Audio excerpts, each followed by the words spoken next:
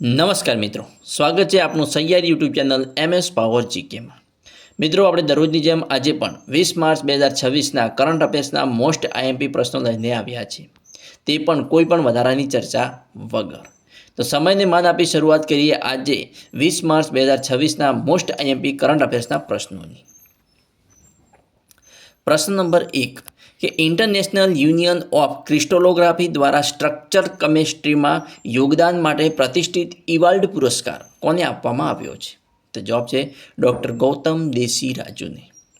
International union of crystallography દ્વારા structural કેમિસ્ટ્રીમાં યોગદાન માટે પ્રતિષ્ઠિત ઇવાલ્ડ પુરસ્કાર ડૉક્ટર ગૌતમ દેસીરાજુને આપવામાં આવ્યો છે। પ્રશ્ન નંબર 2 તાજેતરમાં યોજાયેલ BCCI નમન એવોર્ડ્સમાં બેસ્ટ એમર્જિંગ ઇન્ટરનેશનલ પ્લેયરનો એવોર્ડ કોને મળ્યો છે? તો જવાબ છે હર્ષિત રાણાને। તાજેતરમાં યોજાયેલ BCCI નમન એવોર્ડમાં બેસ્ટ એમર્જિંગ ઇન્ટરનેશનલ પ્લેયરનો એવોર્ડ હર્ષિત રાણાને મળ્યો છે। પ્રશ્ન નંબર 3 કે ઇન્દોરમાં યોજાયેલ 87મી સિનિયર નેશનલ ટેબલ ટેનિસ ચેમ્પિયનશિપમાં પુરુષ વર્ગનું ખિતાબ કઈ ટીમે જીત્યું? તો જવાબ છે petroleum sports promotion board PSPB। ઇન્દોરમાં યોજાયેલ 87મી સિનિયર નેશનલ ટેબલ ટેનિસ ચેમ્પિયનશિપમાં પુરુષ વર્ગનું ખિતાબ પેટ્રોલિયમ સ્પોર્ટ્સ પ્રમોશન બોર્ડ ટીમે જીત્યું। પ્રશ્ન નંબર 4 87મી સિનિયર નેશનલ ટેબલ ટેનિસ ચેમ્પિયનશિપમાં મહિલા વર્ગનું ખિતાબ કઈ ટીમે જીત્યો? તો મહિલા વર્ગનું ખિતાબ ભારતીય રિઝર્વ બેંકની ટીમે જીત્યો। 87મી સિનિયર નેશનલ ટેબલ ટેનિસ ચેમ્પિયનશિપમાં મહિલા વર્ગનું ખિતાબ ભારતીય રિઝર્વ બેંક ટીમે જીત્યું। પ્રશ્ન નંબર 5 કે તાજેતરમાં પ્રકાશિત થયેલ પુસ્તક શતાયુ સંઘ અને મહિલા સહભાગિતાના લેખક કોણ છે? તો જવાબ છે ડૉક્ટર શોભા વિજેન્દ્ર। તાજેતરમાં પ્રકાશિત થયેલ પુસ્તક શતાયુ સંઘ અને મહિલા સહભાગિતાના લેખક છે શોભા વિજેન્દ્ર। પ્રશ્ન નંબર 6 તાજેતરમાં પાકિસ્તાન દ્વારા અફઘાનિસ્તાન સામે શરૂ કરાયેલ સૈન્ય અભિયાનનું નામ શું છે? તો જવાબ છે ઓપરેશન ગજબ-લિલ હક। તાજેતરમાં પાકિસ્તાન દ્વારા અફઘાનિસ્તાન સામે શરૂ કરાયેલ સૈન્ય અભિયાનનું નામ છે ઓપરેશન ગજબ-લિલ હક। પ્રશ્ન નંબર 7 ડાક વિભાગ દ્વારા તાજેતરમાં કઈ નવી પ્રીમિયમ સમયબદ્ધ ડિલિવરી સેવાઓ શરૂ કરવામાં આવી છે?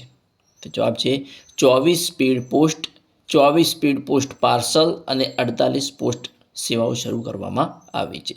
ડાક વિભાગ દ્વારા તાજેતરમાં 24 સ્પીડ પોસ્ટ પાર્સલ અને 48 પોસ્ટ નવી પ્રીમિયમ સમયબદ્ધ ડિલિવરી સેવાઓ શરૂ કરવામાં આવી છે। પ્રશ્ન નંબર 8 સુપ્રીમ કોર્ટે તાજેતરમાં તે કાનૂની જોગવાઈ રદ કરી છે જેમાં 12 અઠવાડિયાની માતૃત્વ રજા માત્ર કેટલી ઉંમરના બાળકોને દત્તક લેનારી માતાઓ સુધી મર્યાદિત હતી? તો જવાબ છે 3 મહિનાથી ઓછા। 3 મહિનાથી ઓછા માતૃત્વ રજા માત્ર ઉંમરના બાળકને દત્તક લેનારી માતાઓ સુધી મર્યાદિત હતી, જે કાનૂની જોગવાઈ રદ કરવામાં આવી છે। જે પ્રશ્ન નંબર 9 કે તાજેતરમાં રાષ્ટ્રીય પછાત વર્ગ આયોગના નવા અધ્યક્ષ તરીકે કોની નિમણૂક કરવામાં આવી છે? તો જવાબ છે સાધ્વી નિરંજન જ્યોતિ। તાજેતરમાં રાષ્ટ્રીય પછાત વર્ગ આયોગના નવા અધ્યક્ષ તરીકે સાધ્વી નિરંજન જ્યોતિની નિમણૂક કરવામાં આવી છે। પ્રશ્ન નંબર 10 કે આદિવાસી સમુદાયોની સાંસ્કૃતિક વારસા અને ઉદ્યોગ સાહસિકતા દર્શાવવા માટે ભારત જનજાતિ મહોત્સવ 2026 ક્યાં આયોજિત થઈ રહ્યો છે? તો જવાબ છે નવી દિલ્હી। આદિવાસી સમુદાયોની સાંસ્કૃતિક વારસા અને ઉદ્યોગ સાહસિકતા દર્શાવવા માટે ભારત જનજાતિ મહોત્સવ 2026 નવી દિલ્હી ખાતે આયોજિત થઈ રહ્યો છે।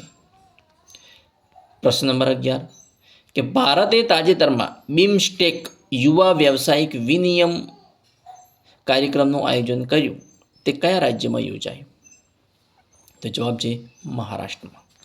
ભારતે તાજેતરમાં બિમસ્ટેક યુવા વ્યવસાયિક વિનિમય કાર્યક્રમનું આયોજન કર્યું, તે મહારાષ્ટ્ર રાજ્યમાં યોજાયું।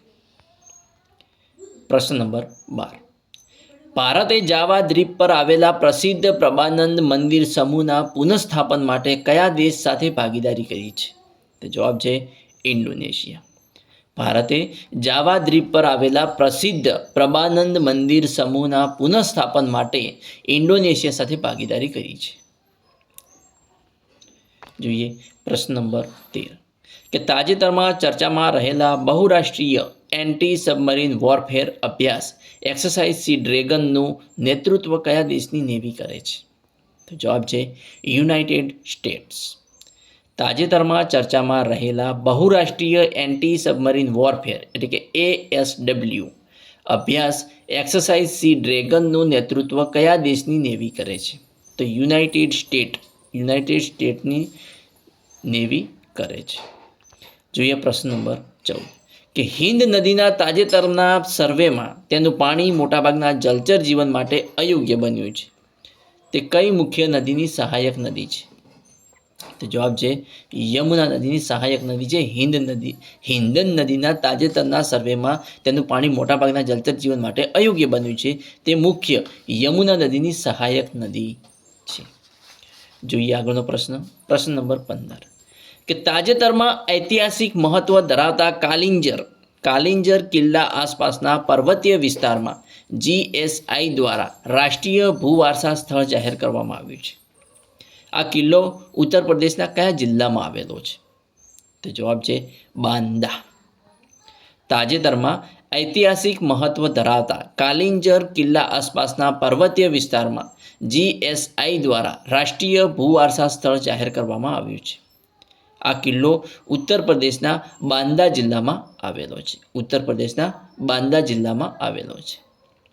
કાલિંજર કિલ્લા આસપાસના પર્વતીય વિસ્તારમાં GSI દ્વારા રાષ્ટ્રીય ભૂવારસા સ્થળ જાહેર કરવામાં આવ્યું છે, જે ઉત્તર પ્રદેશના બાંદા જિલ્લામાં આવેલ છે. મિત્રો, આજના 20 માર્ચ 2026ના કરંટ અફેર્સના પ્રશ્નો તમને કેવા લાગ્યા? જે કમેન્ટ બોક્સમાં જરૂરથી જણાવજો. અને જો સારા લાગ્યા હોય અને મારી ચેનલમાં નવા હો તો મારી ચેનલને સબસ્ક્રાઈબ કરી લેજો, તમારા મિત્રો સાથે લિંક શેર કરી દેજો અને આવા અવનવા વિડીયો તમને મળતા રહેશે તેવી આશા સાથે આજનો વિડીયો અહીં સમાપ્ત કરું છું. આવતીકાલે ફરીથી મળીશું. જય હિન્દ, જય ભારત.